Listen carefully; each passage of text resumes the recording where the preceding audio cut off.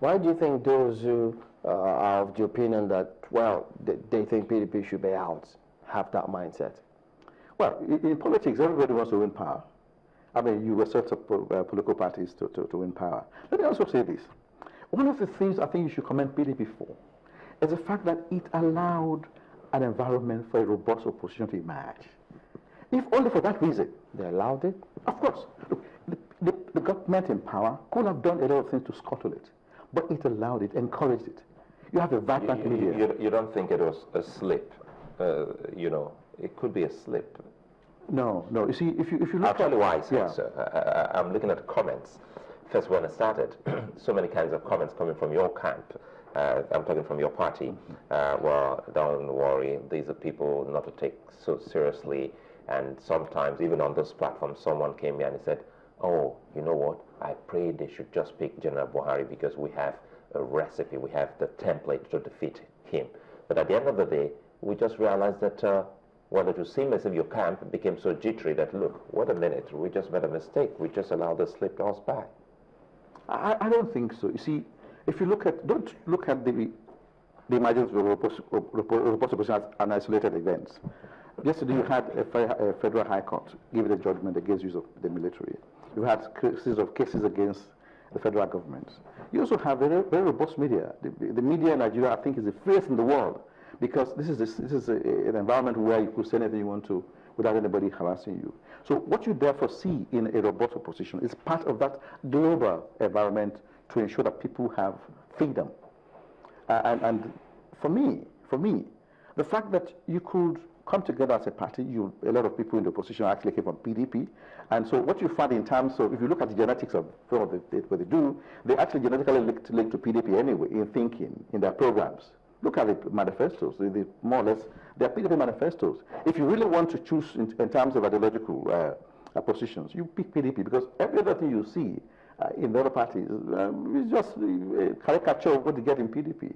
So in actual fact, what I think we have seen in the country in the last 4 years is a president who is committed to providing an environment for democracy.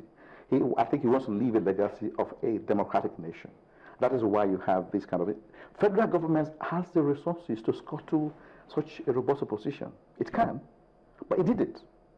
That tells you that it's a deliberate policy to allow a robust opposition, a democratic environment, which is not just for political parties, the media, the civil society. And it shouldn't. I think it's very important that we add that, because democracy was not was worked for by a lot of people, and everybody thinks that it has come to stay, and this is what it is about, elections. Your party has profited a great deal. I mean, we're talking about the PDP today because we have democracy. But let us talk about, whether or not it has been wise in terms of handling its size. How did the PDP let such important members leave its fold and form an opposition that is now threatening its stay in power? Well, see, in any organization, in PDP inclusive and other parties, they've always lost some people to PDP. There's always this people feeling that the pasture is green on the other side. That, oh, okay, I don't have my way, therefore I want to go somewhere else. I think one of the things you find in PDP is the fact that you can't have your way all the time. And there are people who believe that they must have their way. When they lose some, they assume that the only thing they can do is to jump ship and go somewhere else. It is not so much because PDP is weak or it doesn't allow people to participate. It's so much so because people still have this tendency to think, oh, I've been governor, and therefore I must have my way. In a democracy, you can't have your way all the time. You win some, you lose some, but you remain there. The only way you can strengthen organizations is when you remain in the system. You lose some issues and you get some issues. But that is if those issues, some people will say, are following the process. If we say that these are the laid down processes that we have in the party, and people don't want to follow the process, then that becomes a problem. But where we say, oh, for a reason, we're jettisoning this process, and this is the stance of the party on this particular matter, don't you think that things become a little more difficult? When some of these people left the party, it wasn't even the issue of losing something. It was so much the issue of controlling the party. They want to have the soul of the party. And some party leaders said, no, you can't have your way. This is a party, this has a leadership, and therefore that leadership has supremacy, and therefore you must obey that leadership. That was the issue. The issue was so much that they want to have their way. And there's no organization where individuals want to have their way all the time. See, we must begin to evolve as a democratic nation. In a democracy, you can't have your way all the time. So in whose hands are the soul of the party right now? It's in the hand of the leadership. There's a leadership in place, and that leadership has a responsibility.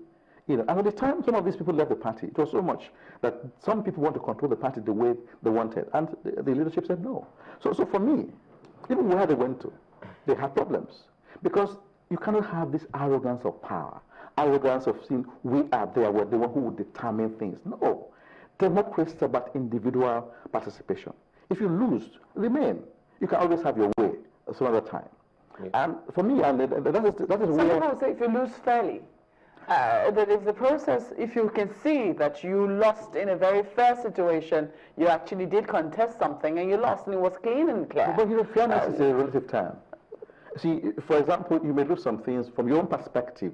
You lose unfairly. But when you look at it, when the issues are brought to the table, you discover that in fact, you were being unfair to want to have your way the way you intended. And so, if you also look at the other parties, if you hear some of these things going on the ground, you also hear the fact that they're having problems, those political parties, because in PDP you can argue, you can disagree to agree, but in those parties you cannot even argue. The man decides and says that's it and that's it. I had a particular case of a state leadership that went to someone, I won't mention names, and they told him their grievances and said, look, the money in your state is not even enough for me to service my jets. So what are you talking about? So in a way, if you really want to grow democracy, we need to begin to take parties away from these individuals who are funding them. We need to allow a lot more people, a lot more participation in political parties. Political parties are the only platform for democratic governance in the country. And they are public institutions. And we need to begin to pay attention to what is happening in the political parties. If we talk about democracy, leaving out the way political parties are governed, then there's a problem. And the same way we talk about the background of leaders. If you want to come out to leaders, nobody forced you. But if you want to come out to leaders, you have to be held accountable. One of the lessons from this election is the fact that people must begin to learn that whatever they do now will be used against them in future. Do you think PDP took that for granted? Well, we never took anything for granted.